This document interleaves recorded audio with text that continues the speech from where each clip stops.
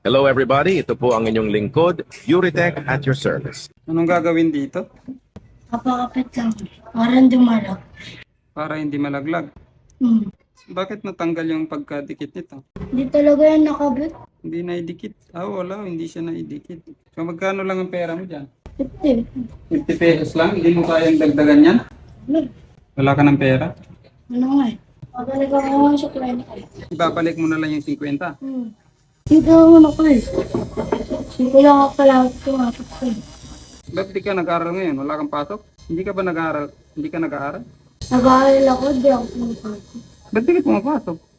Nakakatamad, wala akong class sa school. Wala kang crush? Ako sa school. Nakakatamad. Wala man lang maganda dun sa school ninyo? Hmm. Grabe ka naman, papasok ka lang kung may crush ka. Kung wala kang crush, yung teacher mo na lang. Tapos kaibigan mo, ano? Ano yung mga kaibigan mo? Plastic. Saan pa lang school mo? Saan ang school mo? Sa punta. Ba't ang layo?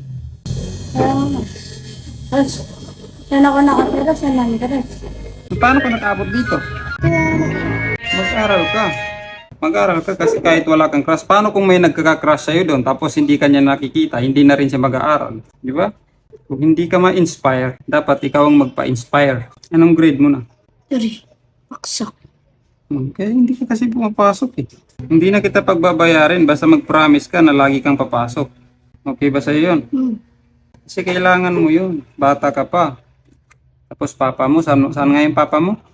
Sa kulungan. Oo, nakakulong pa papa mo. Mahirapan ka sa buhay pag hindi ka pa nakapagtapos. Hindi kaya wala kang pinag-aralan.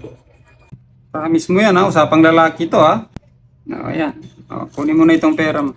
Kano ba to? 10, 20, 30, 40, ayan. Pangbaon mo na lang yan. Ha? Okay. Aral ka ng mabuti ha.